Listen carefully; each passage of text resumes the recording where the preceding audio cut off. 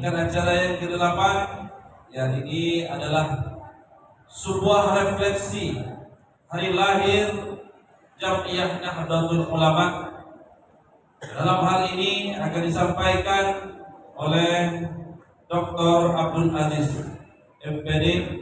Kepada beliau dipersilakan. Assalamualaikum warahmatullahi wabarakatuh. Bismillahirrahmanirrahim. Alhamdulillahilladzi ahyal Islam bi ilmil ulama wa ayyal umma bi nahdlatil ulama. Asyhadu an la ilaha illallah wahdahu la syarika lah wa asyhadu anna Muhammadan abduhu wa rasuluhu la rasula wa la nabiyya ba'da.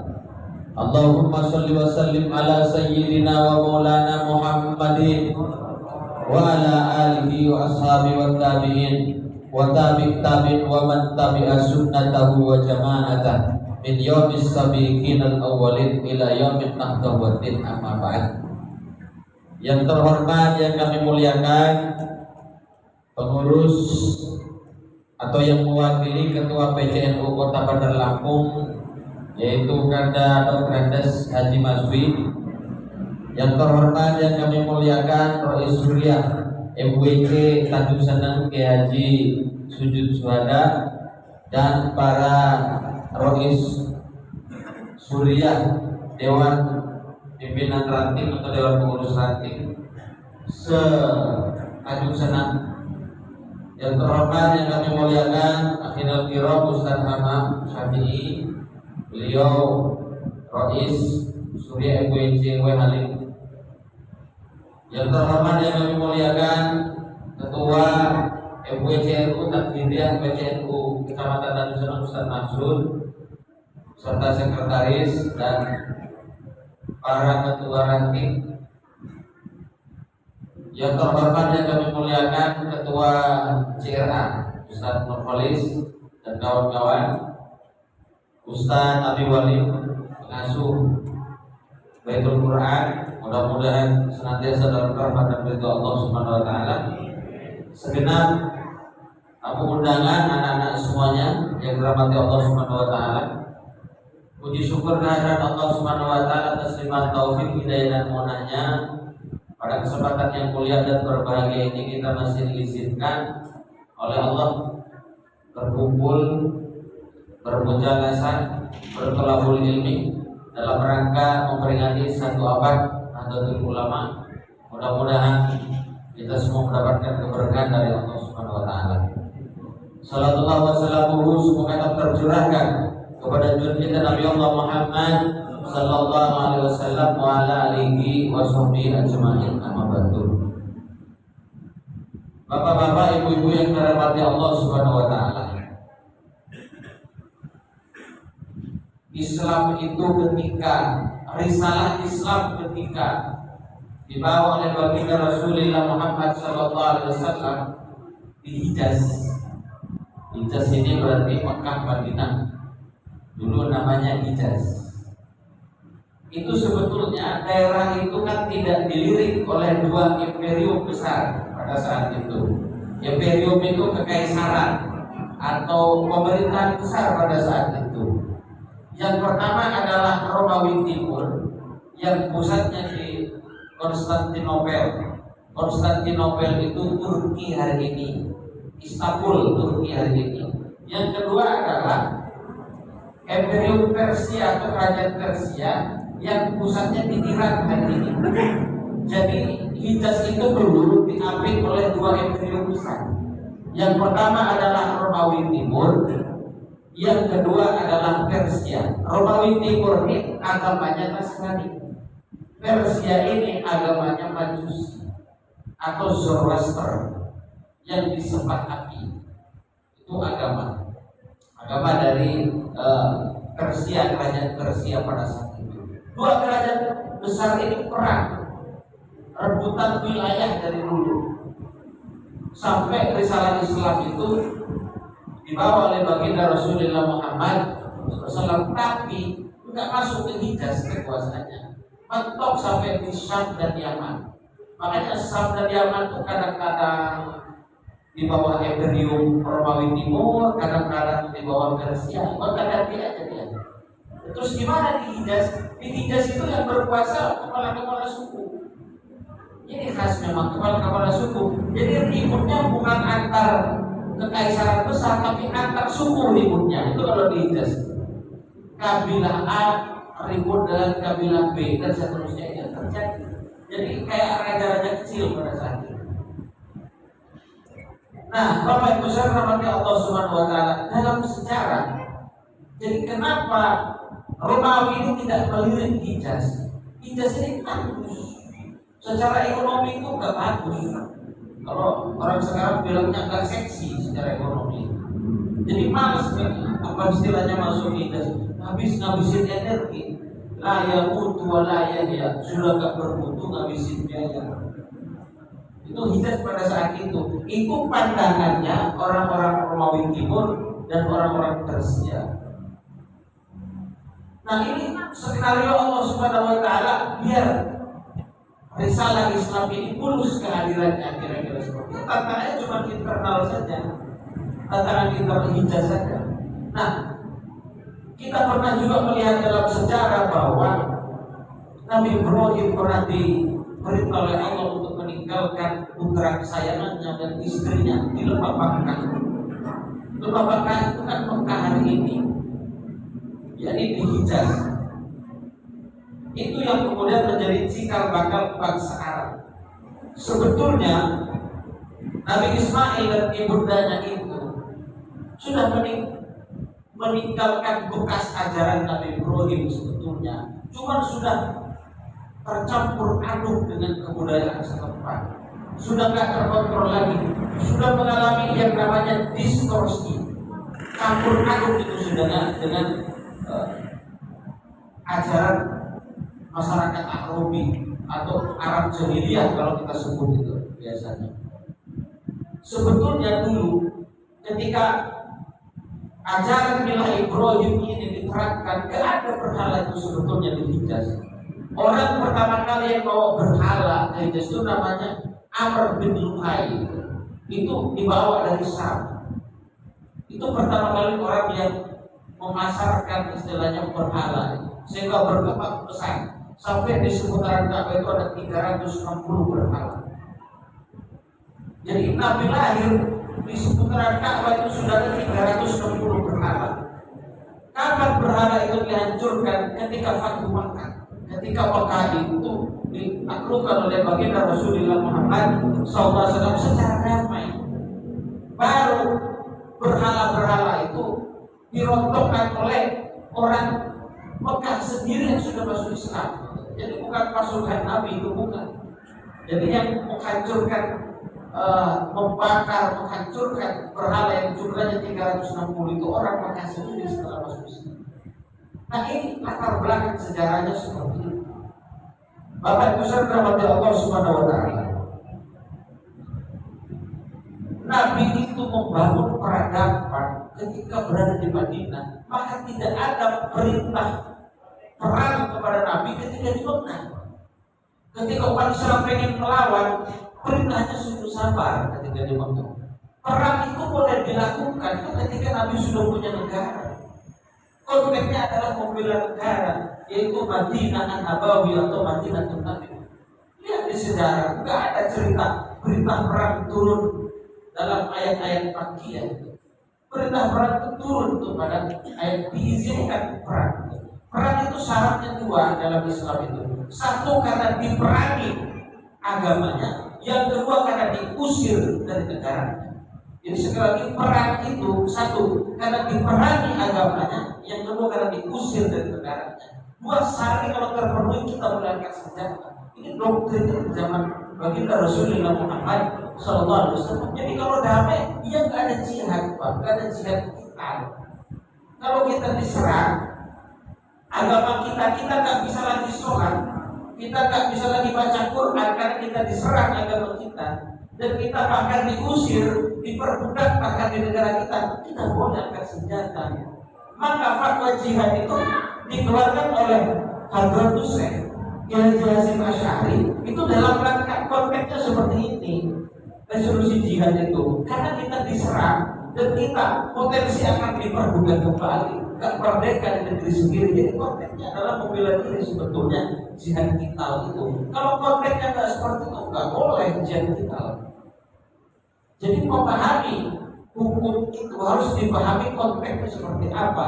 Salah konteks tersesat kita. Bapak Ibu saya rahmati Allah Subhanahu wa taala.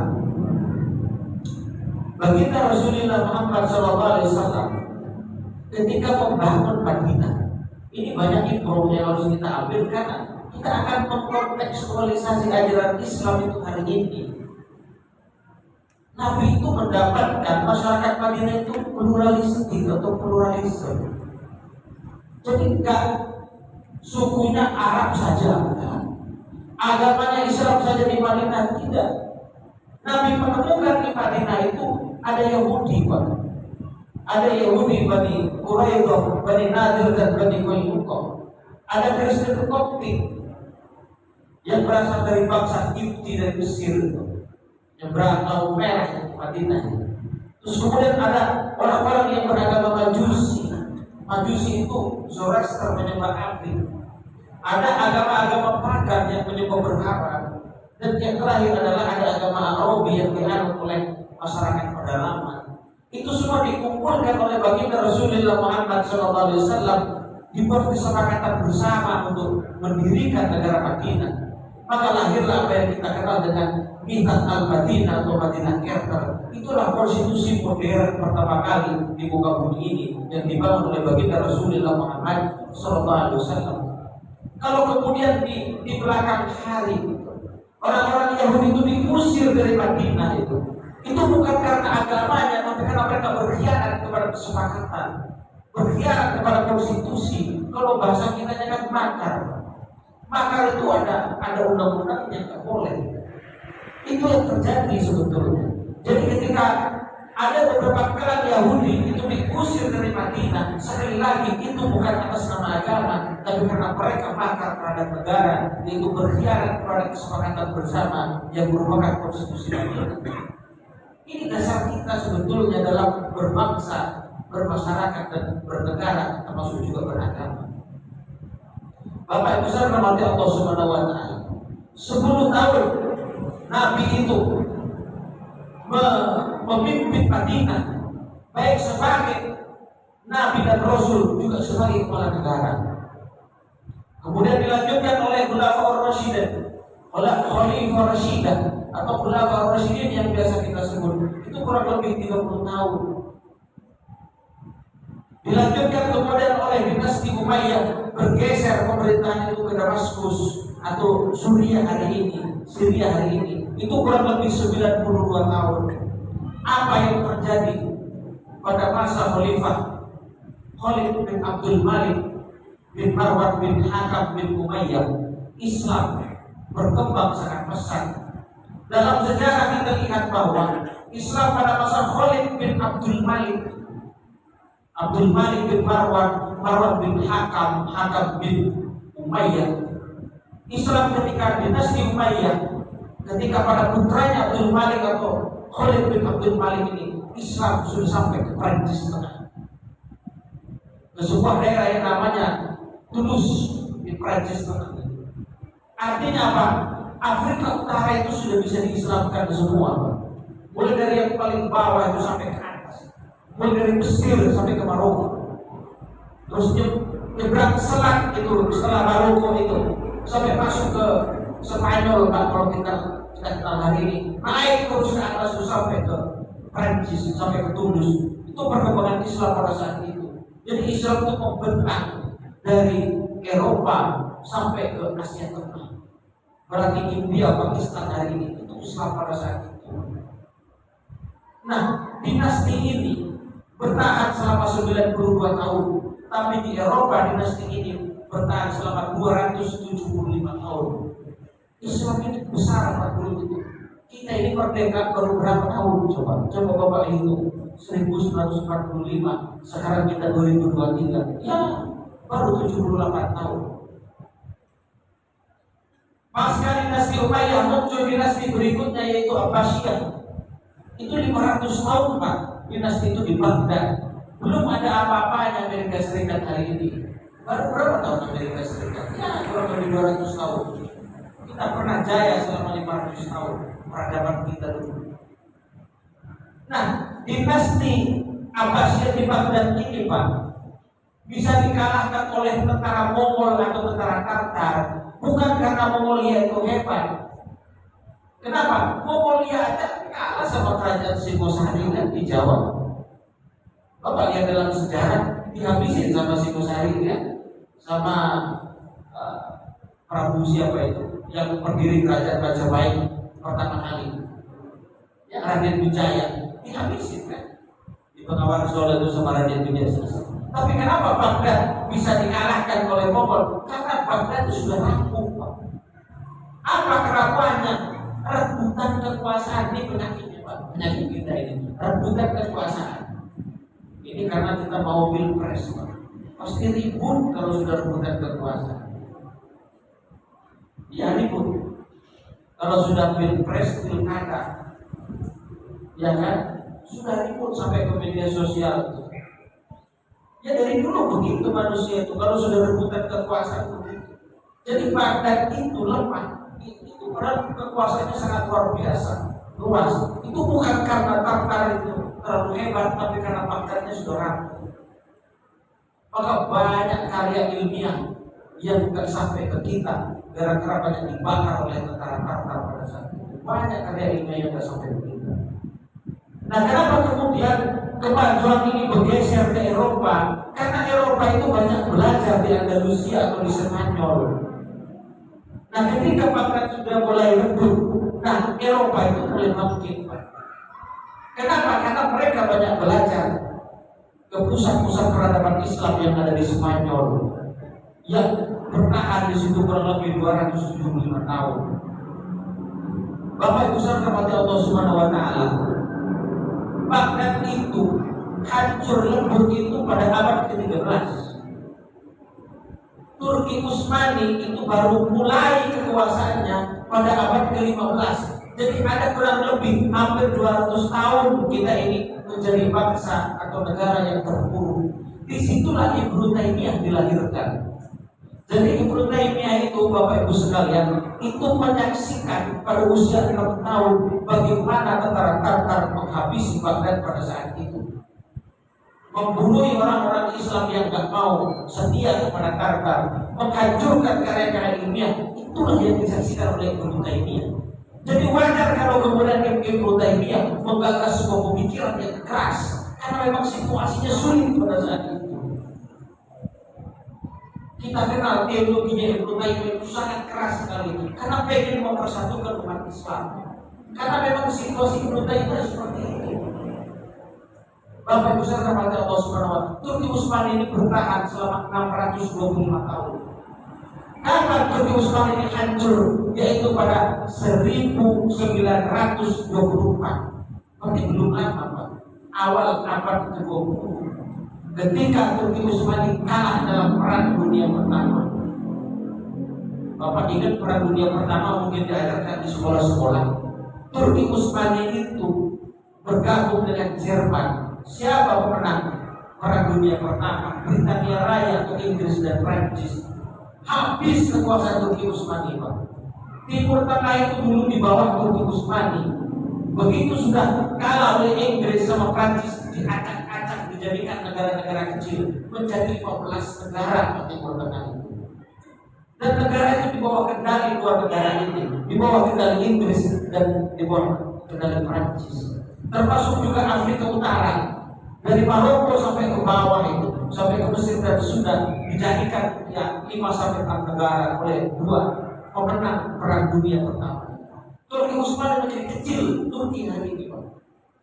Dan mereka kemudian mendeklarasikan diri bahwa kekhalifahan atau kekhilafan Turki Utsmani itu selesai sampai di situ, berubah negara menjadi Republik Turki oleh Mustafa Kemal Atatürk. Itu sejarahnya, Pak. Apa konteksnya dengan NU? Jadi begini, Pak. Pada tahun 1924, ketika Turki Utsmani sudah melepas semua kekuasaannya, apa yang terjadi di Timur Tengah? Negara-negara yang berdiri di Timur Tengah itu adalah negara protektorat. Artinya negara di bawah kendali kerajaan Inggris. Maka karena Inggris yang mengendalikan sebagai pimpinan koalisi di Eropa pada yang menang pada Perang Dunia Pertama, dia bisa atur Timur Tengah itu. Maka kemudian Israel bisa masuk. Israel itu kan gak punya negara sebelumnya. Siapa yang ngatur Israel bisa mencaplok Palestina dan sebagian Yordania? Ya Inggris dan kawan-kawan. Tapi pada saat yang bersamaan dia mengatur berdirinya Arab Saudi. Gak mungkin Pak Arab Saudi membantu Palestina menghabisi Israel. Itu saudara kandung. Ini sejarah yang harus dipahami. Gak mungkin. Karena kenapa? Dia gak akan pernah merdeka kalau gak dibantu oleh Britania Raya. Kenapa? Karena kerajaan sebelumnya gak mau melepas kekuasaannya. Jadi Bani Hashim atau Hashimiyah itu yang berkuasa dulu di Hijaz itu tunduk kepada Turki Utsmani. Dihabisi oleh keluarga Ibnu Saud ini yang tunduk kepada Britania Raya atau Inggris. Itu yang terjadi sebetulnya. Maka tahun 1923 itu sudah mulai berdiri kerajaan Hijaz. Kemudian diperkotakan pada tahun 1932 itu sudah ada perjanjian itu dengan Inggris atau Britania Raya. Lahirlah Al-Mamlakah Al-Arabiyah As-Saudiyah atau kerajaan Arab Saudi. Dan bagaimana keluarga-keluarga keturunan Sayyidina Husain dan Ali ini semua terusir ke Yordania. Maka dia mendirikan sebuah dinasti kecil di Yordania namanya dinasti Hashimiyah. Itu sejarahnya Pak seperti itu. Nah, apa kemudian yang dilakukan oleh Ibnu Saud? Ibnu Saud tidak mau Pak Turki Utsmani yang Hashimiyah yang Ahlus Sunnah wal Jamaah yang Ahlul Bait yang keturunan Sayyidina Husain ini pengaruhnya masih kuat di Hijaz, maka dipangkas ajarannya. Enggak boleh lagi 4 madhab itu diajarkan. Enggak boleh Pak, banyak ulama-ulama Indonesia ketika Arab Saudi di bawah dinasti Ibnu Saud pulang kampung. Yang Asia Tenggara pulang kampung. Kenapa? Enggak boleh lagi baca fikih-fikih Imam Syafi'i, fikihnya Imam Malik, Imam Abu Hanifah, enggak boleh. Semua ajaran itu dirubah oleh ajaran Muhammad bin Abdul Wahhab. Maka ajarannya disebut Wahhabi Ashdid namanya itu. Orang Indonesia ini kan gak suka yang berat-berat jadi Wahabi. Aslinya Wahhabi itu bacanya. Jadi ada semacam kolaborasi antara penguasa politik dengan tokoh agama yang pengen menjadi mercusuar pada saat itu. Sehingga Ibnu Saud ini punya kepentingan politik, sedangkan Abdul Wahab ini punya kepentingan untuk mengembangkan ajarannya. Nah, ajaran yang dikembangkan adalah doktrin teologisnya Ibnu Taimiyah. Ini sejarahnya Pak. Ini yang menjadi kegusaran pengarang pencipta Jalal Wahab Kiai Haji Wahab Nasrullah. Maka beliau membentuk komite Hijaz untuk protes terhadap tindakan Ibnu Saud di Arab Saudi. Apa yang diprotes? Situs-situs arkeologis dihancurkan semua. Di Indonesia Pak, kita masih ziarah Wali Songo karena baratnya masih ada Pak situsnya. Sunan Bonang kelihatan Pak situs-situsnya, makamnya ada, kerabat Sunan Gunung Jati ada semua. Sekarang saya tanya, di mana rumahnya Siti Khadijah di Arab Saudi? Di mana rumahnya ibu susunya Nabi Halimah Sa'diyah di mana? Di mana rumahnya Sayyidina Ali? Di mana rumahnya Sayyidina Hamzah? Enggak ada Pak habis. Di mana Sakifah Bani Sa'ad itu di mana? Ruang pertemuan yang mengangkat Abu Bakar Siddiq itu habis Pak semua. Yang tersisa cuma satu Pak. Rumahnya Nabi bersama Siti Aisyah yang kemudian hari ini jadi makbarahnya itu. Itu terakhir dihancurkan. Cuma karena diprotes oleh umat Islam sedunia. Maka kalau makam di sana cuma batu aja dia, nggak ada tulisannya. Maka nggak ada identitas, mau ziarah kemana? Padahal Nabi sendiri diizinkan oleh Allah menziarahi ibundanya kan. Untina li Muhammadin li ziarati qabri ummihi. Jadi diziarahi Nabi itu diziarah ke makam ibunya, kan dikasih tanda itu makam ibundanya. Itu yang terjadi pada Arab Saudi. Maka komite Hijaz ini dibangun oleh Kiai Haji Waqasullah, dibentuk untuk melakukan protes-protes internasional sebetulnya atas tindakan ini bahaya, Pak. Kan banyak yang nggak tahu di Asia Tenggara masih tetap kirim pelajar-pelajar ke Arab Saudi. Begitu pula mengembangkan ajarannya di sana. Makanya banyak yang masuk angin. Kata Haji Masud tadi, kenapa Amalia masih bergeser? Dia masuk angin itu namanya dari ajaran Arab Saudi ini. Cuma masuk anginnya telat. Arab Saudi sudah mau berubah sekarang. Nah kita malah lebih wahabi dari Arab Saudi sekarang. Ini kan repotnya kayak gini. Arab Saudi itu bergeser, Pak. Muhammad bin Salman itu sudah mau belajar ke Indonesia. Bapak kemarin lihat itu ada pertemuan ulama dunia sebelum G20 itu di Bali, Religion 20 itu kan digagas oleh ketua PBNU. Hadir Pak dari Arab Saudi itu, ketua Pembina Alam Islam itu hadir. Itu restu penguasa Arab Saudi. Artinya mindsetnya dia pengen berubah walaupun ulamanya masih susah berubahnya. Nah kita malah pengen terus melestarikan itu. Ini kan aneh menurut saya. Ini yang Wahabi yang aneh terus begini. Arab Saudi aja belum mau berubah. Tapi berubah yang sudah puluhan tahun kayak ini kan gak gampang. Perlu proses. Bahkan di internal mereka banyak resistensi atau penentangan. Itu yang terjadi sebetulnya, Pak. Jadi Nahdlatul Ulama itu yang dibangun untuk mengkanter peradaban yang berpotensi untuk menyesatkan umat manusia seperti ini. Bapak bisa hormati Allah Subhanahu wa taala, itu dari aspek sejarah. Yang berikutnya adalah ada perkembangan yang dulu tidak ada, sekarang ada. Ini kan harus disikapi. Jadi momentum satu abad NU, bagaimana kita menatap abad kedua atau abad berikutnya.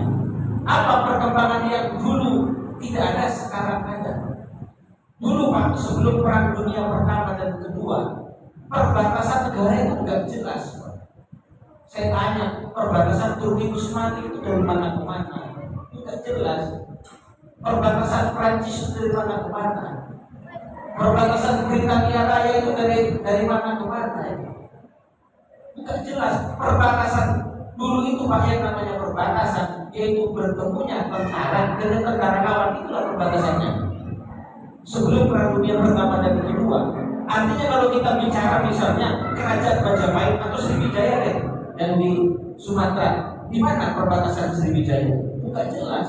Perbatasannya itu ketemunya tentara Sriwijaya pasukan dengan kerajaan sebelah. Itulah perbatasannya. Nanti bisa bergeser setiap saat. Kalau lagi menang, nah perbatasan lebar ya. Kalau lagi kalah mundur, kalah terus habis terakhir tuh. Itu perbatasan Pak sebelum Perang Dunia Pertama dan Kedua.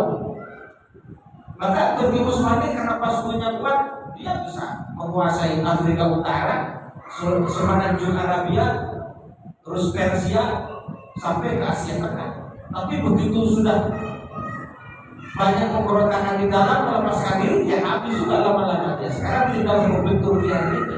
Itu perbatasan ini Pak baru diakui itu pasca Perang Dunia Kedua dengan diumumkannya atau ditandatangani, dideklarasikannya Piagam Perserikatan Bangsa-Bangsa. Salah satu substansi dari piagam itu adalah diakuinya perbatasan negara.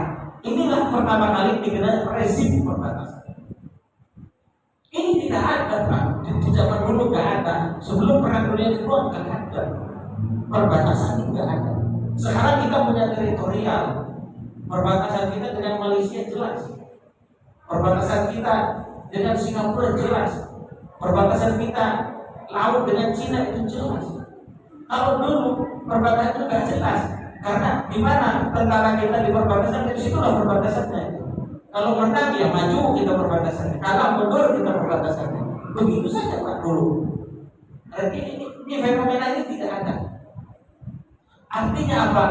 Secara fikih ini juga belum diatur. Secara fikih belum diatur rezim perbatasan ini. Ini tantangan global ke depan.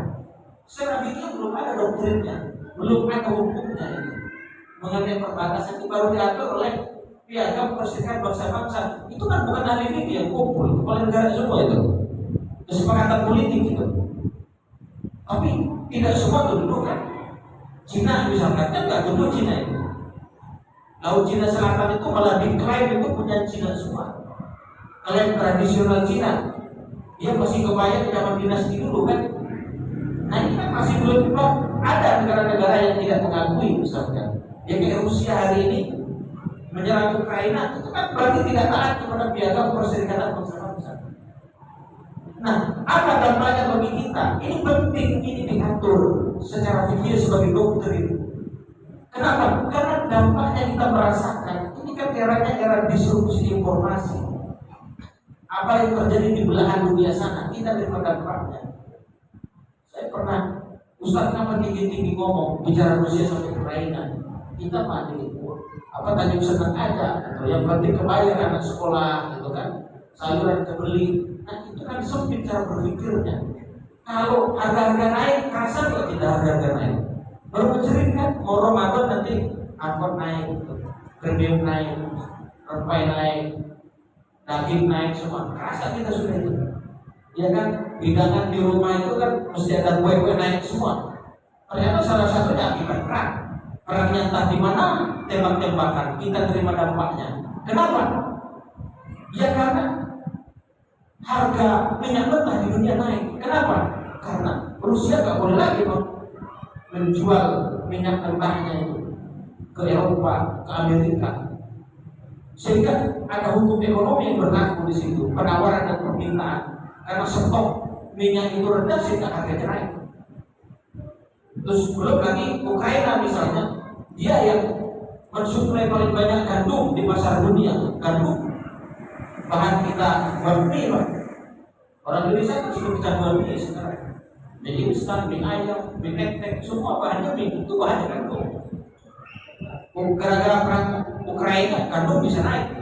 Mau digeser ke tanaman yang lain, orang Indonesia belum siap kan? Infrastrukturnya belum siap. Artinya apa? Pasti punya dampak. Dan semua pakar mengatakan bahwa resesi yang akan terjadi di 2023 itu karena perang ini yang gak ada ujungnya.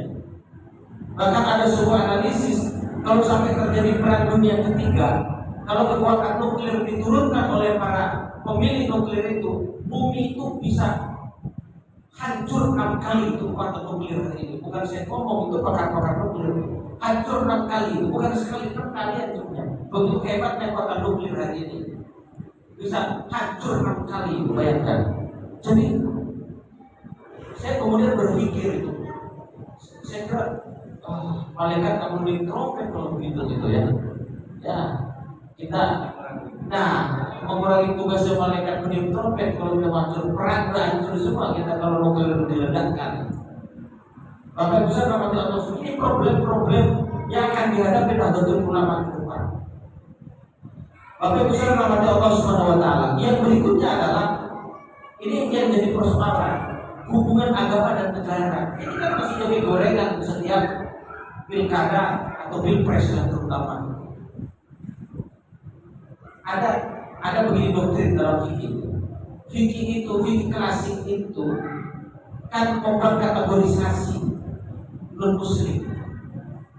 Yang pertama adalah kafir harbi, yang kedua kafir dhimmi, yang ketiga kafir mu'ahad, yang keempat kafir mustakman. Kafir harbi ini jelas orang kafir yang memerangi kita atas dasar agama dan mengusir kita dari rumah kita, makanya dia musuh kita. Sudah selesai, itu kafir harbi. Kalau kafir dhimmi itu adalah orang kafir yang hidup di negara Islam, minta perlindungan, maka dia bayar jizyah. Jizyah itu semacam upeti. Terus kemudian yang ketiga adalah kafir mu'ahad, kafir yang perang dengan kita, tapi kemudian karena pertimbangan satu dan lain hal, kemudian dia minta damai dengan kita. Dia kayak kafir gencatan senjata, perjanjian gencatan senjata. Karena pertimbangan satu dan lain hal akhirnya tidak melanjutkan perang. Itu namanya kafir mu'ahad. Yang keempat adalah kafir mustakman. Kafir mustakman ini karena satu alasan tertentu, pekerjaan atau profesi atau apa, dia minta perlindungan untuk tugas-tugasnya mungkin kayak duta, ya kan, kayak duta besar, kayak konsuler, mungkin kayak diplomat, itu kategorinya bermustahmat. Nah pertanyaan saya, non muslim yang ada di Tanjung Pinang itu masuk kategori yang mana? Tuh, bisa nggak dijawab? Nggak bisa Pak. Ini fikirnya belum tersedia ini begini. Non muslim yang ada di Tanjung Pinang itu kafir yang mana? Kafir hati nggak masuk, kafir ini nggak masuk, dia tak bayar jizyah. Orang kita bukan negara Islam. Kafir mubahat apalagi, mustahil apalagi, lahan apa namanya? Nah ini kan harus dirumuskan kita ke depan. Maka hubungan muslim dengan muslim panas dingin dia kan rumusannya belum jelas gitu loh. Ini kan tantangan peradaban ke depan yang namanya. Itu satu. Yang kedua ini saya mencoba mengulitnya satu-satu. Saya nggak mungkin bisa jawab, saya juga nggak mungkin bisa jawab. Saya nunggu ulama-ulama besar lah jawabannya kayak apa. Terus non muslim yang ada di Singapura kategorinya apa ya? Yang Singapura perang sama kita ya kan? Gencatan senjata dengan kita terus apa itu namanya kategorinya? Kita kan cuma dua itu, Darul Islam sama Darul Harbi. Nah kalau negara bangsa apa namanya? Darul Mu'tinin misalnya, belum ada itu kategorisasinya dibikin. Kenapa? Karena fikihnya itu program sebelum perang dunia pertama dan kedua, itu masalahnya. Jadi mesti ada terobosan pasca perang dunia pertama dan kedua. Nah ini menjadi agenda-agenda besar Nahdlatul Ulama ke depan. Saya sampaikan dia belum ada jawabannya. Kita tunggu aja nanti keputusan para masyayikh kita di Nahdlatul Ulama ini ke depan. Coba Bapak kalau ngaji fikih itu masih ada kan yang bicara tentang perbudakan. Buku perbudakan masih ada di fikih kita. Sekarang ada nggak perbudakan Pak? Nggak ada. Gantinya apa? Tenaga kerja. Sudah muncul belum fikih tenaga kerja? Kan banyak bayarnya Pak. Ya bukan kita, ya itu urusan ulama-ulama besar. Tapi paling tidak kita nyambung, ini kekosongan hukumnya itu. Jadi kita ini jadi malas berpikir gara-gara dijajah larang itu mungkin ya. Pikiran saya itu ya, kok banyak kekosongan ya. Mungkin begitu, mungkin tuh pikiran saya itu. Ya pikir tenaga kerja 8 jam kerja sehari, itu hukumnya apa itu? Itu wajib. Berarti kalau 7 jam dosa dong gitu. Yang 1 jam upahnya haram apa, makruh apa, kan itu harusnya ada hukumnya itu secara fikih itu. Gimana itu? Ya kan? Gimana kalau ada perusahaan yang dominan tenaga kerjanya Islam misalnya? Wajib nggak itu dibangunin musola di dalam? Secara fikih benar belum? Terus boleh tidak misalkan ketika perayaan hari keagamaan di luar Islam bisa mereka dipakai atribut keislaman misalnya? Udah diatur belum secara fikih? Kan masih parsial apa-apanya, tidak tuntas pengaturannya. Nah ini saya kira hal-hal yang belum tuntas Pak diaturnya. Terus yang terakhir adalah fikih siasa. Fikih siasa itu Pak, kita masih merujuk Al-Mawardi, Al-Ahkam As-Sultaniyah yang entah dikarang abad beberapa. Itu Pak pemimpin itu mesti kures Pak di situ masih itu. Emang Presiden Jokowi ini dari Kures, dari Solo Pak. Terus gimana itu aspek fikihnya itu? Sedangkan wali hakim itu Pak kan mesti ditunjuk oleh imam, ditunjuk oleh pemerintah yang sah. Nah kalau pemerintah yang sah ini fikihnya nggak jelas, terus wali hakimnya bisa apa enggak itu? Ini ngomong ada Ustaz Mansur sama Ustaz Amam ini kan. Nah ini kan prinsip auliah ini harus jelas ini. Artinya apa? Konstruksi fikih siasa ini harus dipikir betul dari kepala sampai ke ekor itu maksudnya. Itu cara berpikirnya itu. Ini belum selesai bagi kita. Kita mengakui kan Presiden Republik Indonesia adalah pemerintah yang sah menurut syariat Islam. Kalau sudah kita akui, maka dia berhak menunjuk oleh hakim, berhak menunjuk apa? Pengadilan, misalnya ketua pengadilan dan seterusnya itu dampaknya. Kan dampaknya begitu.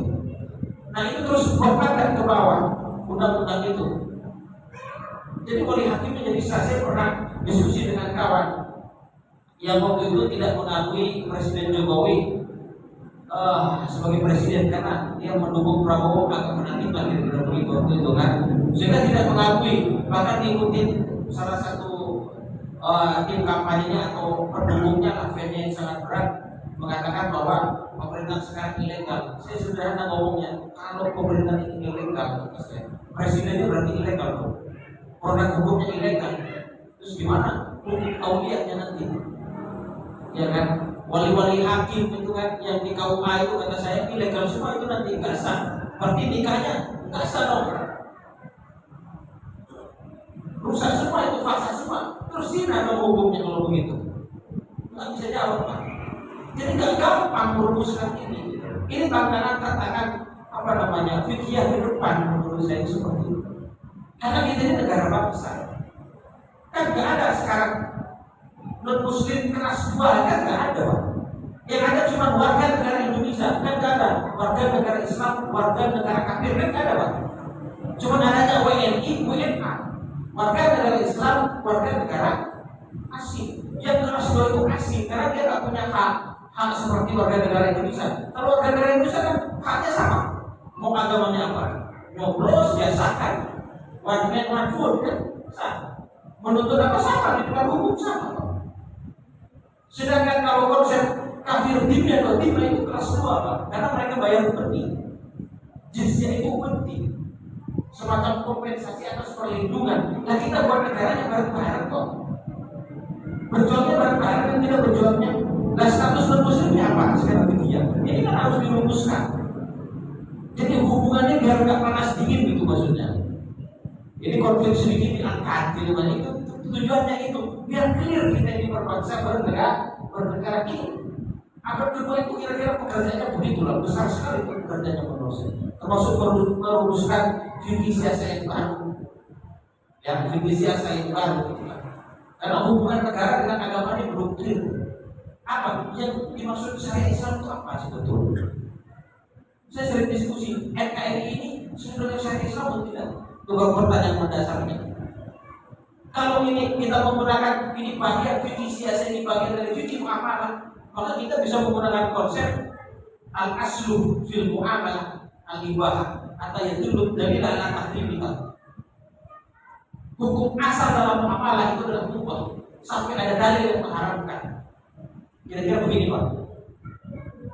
Terong itu halal apa haram? Halal. Ada dalilnya? Enggak ada, enggak usah dalil. Yang penting enggak ada dalil yang mengharamkan untuk muamalah. Karena kalau nanti terong minta dalil kehalalannya, tewan minta dalil, sate minta dalil semua. Enggak kebayang saya kira apa itu nanti itu kan ruwetnya. Jadi dalilnya itu yang penting dia tidak ada dalil yang mengharapkan halal semua itu kalau bidang muamalah. Logikanya begitu. Artinya apa? Siasa ini bagian dari muamalah. Pertanyaan saya, NKRI ini syariah atau tidak? Sepanjang tidak ada dalil yang mengharapkannya, maka dia syariah. Itu jawabannya. Kalau pakai perspektif usul fikih gitu.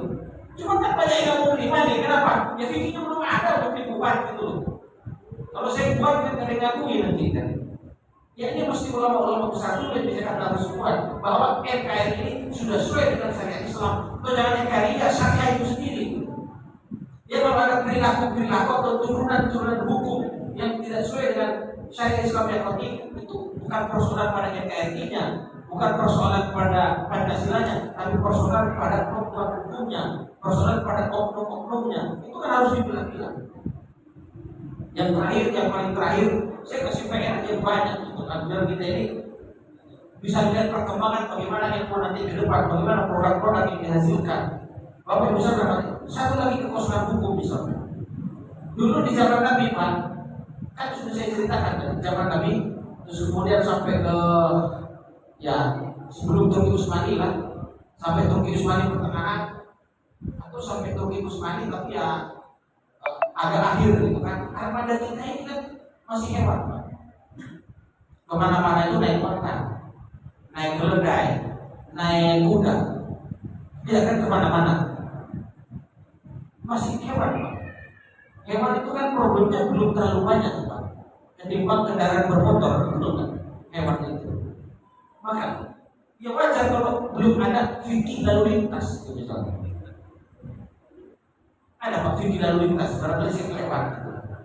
Kan belum diatur Pak fikih lalu lintas itu. Belum diatur. Kenapa? Ya adanya dulu kan tidak menggunakan kendaraan bermotor. Sekarang angkutan udaranya luar biasa, udara, air, darat luar biasa, Pak. Nah itu kan terjadi ketika revolusi industri pertama ditemukannya mesin uap kan oleh siapa itu? James Watt ya kalau nggak salah. Kan itu Pak sebetulnya revolusi itu. Sehingga tenaga manusia, tenaga hewan digantikan oleh tenaga mesin yang digerakkan oleh uap panas dari pembakaran kayu atau pembakaran batu bara itu. Kan itu Pak sebetulnya. Maka muncul kendaraan-kendaraan bermotor, lalu lintas, udara, darat dan seterusnya. Ini kan juga harus diatur. Undang-undangnya sudah ada kan undang-undangnya? Undang-undangnya sudah ada undang-undangnya. Tapi fikihnya belum ada untuk mengatur lalu lintasnya. Saya tanya penemu lampu merah siapa misalnya? Kan juga nggak tahu ini penemu lampu merah. Ini masuk sedekah jariah ya? Atau ilmu yang tafawi gitu. Penemu lampu merah. Artinya banyak kekosongan-kekosongan yang harus kalau bahasanya Gus Dur itu direkonstruksi dan dikontekstualisasi di depannya. Nah, Bapak bisa nanti Allah Subhanahu Wa Taala. Yang paling terakhir adalah disrupsi informasi. Ini sebentar lagi habis waktunya karena sudah saya diperingatkan oleh panitia. Disrupsi informasi itu Pak, yang sebelumnya di darat itu digeser ke dunia maya, itu revolusi industri keempat namanya. Saya ingat dulu di Jakarta, kalau saya waktu kuliah di Malang itu, terus kalau saya ke Jakarta biasanya turun di mana-mana itu kalau kita duitnya lagi banyak pengen naik taksi gitu kan. Ada namanya Bluebird ya kalau di Jakarta kita betul sih Bluebird. Coba sekarang di mana itu Bluebird itu? Ya kan sudah ganti semua Pak, sekarang geser ke Gojek, ke Grab, ke taksi sekarang. Dulu ketika awal-awal Gojek, kok lihat beritanya di TV, tukang ojek protes semua, ditangkap, dilepas jaketnya, dibakar sama helm-helmnya. Sekarang yang protes gabung semua. Itu yang terjadi Pak. Artinya apa? Perkembangan zaman itu sudah ditentang, tapi disiasati. Jangan mengatur arah angin, tapi sayap kita menyesuaikan dengan arah angin. Kira-kira begitu filosofi ini. Jangan nggak bisa ditentang Pak. Siapa yang bisa menentang disrupsi informasi hari ini? Siapa yang bisa menghalangi jual beli online hari ini? Siapa yang bisa menghalangi perkembangan bisnis online hari ini? Tidak ada Pak yang bisa menghalangi. Kita harus masuk ke dalam permainan itu. Dan itu juga banyak kekosongan yang belum diatur tuh secara fikih di situ. Ini tantangan-tantangan masuk ke abad kedua atau ulama kedepannya. Tentu ini harus dipikirkan oleh tiap orang yang memikir kira-kira begitu. Kira-kira seperti apa? Kita lihat saja seperti apa. Nah ini menjadi PR-PR kita itu tentu tidak akan selesai 2-3 kali pertemuan di proses kajian tentu yang sangat panjang. Karena ini akan terus berkembang ya peradaban ini. Nah inilah tantangan peradaban kita hari ini. Maka forum-forum sangat jadi penting. Jangan tidak peduli. Buatlah majelis-majelis di masjid-masjid kita panggil nanti para pakar misalnya untuk berbicara, untuk mendengarkan. Memang capek Pak. Betul capek itu. Yang lain tidur kita melelah. Yang lain menikmati hidangan di rumah sama anak istri, nah kita mikir anggarannya. Tanya Ustaz Mansur Kusi kan mikir anggarannya, mikir mobilisasi orangnya. Itu kan hikmat itu gak semua orang mau gitu. Tapi yakinlah bahwa di situ ada keberkahan hidup bagi kita semua. Yakinlah itu garansi dari para muassis Nahdlatul Ulama. Orang-orang yang hebat itu adalah orang-orang yang selalu berhikmat dalam hidupnya. Kalau mungkin kepentingan pribadi sudah selesai, kepentingan pribadi mungkin sudah selesai. Tapi bagaimana kita berhikmat? Walaupun dia kadang-kadang kepentingan pribadi agak dikorbankan sedikit lah kira-kira seperti itu. Mudah-mudahan yang singkat ini bisa memberikan pencerahan lah. Ya, tentu tidak banyak. Saya banyak malah kasih PR sebetulnya ini. Untuk bahan kita berpikir di depan dan kita selalu mengupdate informasi dari pengurus besar Nahdlatul Ulama seperti apa nanti hasil-hasilnya. Hasil-hasil munas kita baca. Ya, diskusi-diskusi ringan kita buat. Nah, saya kira itu untuk membuat kita semakin cerah, semakin ya, dikdaya kalau istilah Ketua Umum PBNU itu. Saya kira itu tentu banyak ngomong, banyak khilaf dan salah. Mungkin mungkin ada yang kurang berkenan di hati. Ya, mohon maaf kepada hadirin sekalian, kepada para masyayikh, para kiai, para ustaz, bapak-bapak, ibu-ibu sekalian, anak-anakku semuanya. Mohon ampun kepada Allah telah menyita banyak waktunya ini. Saya sudah istirahat. Syukur untuk fil khair wa barakatuh najah. Wallahul muwaffiq ila aqwamit thoriq. Wassalamualaikum warahmatullahi wabarakatuh.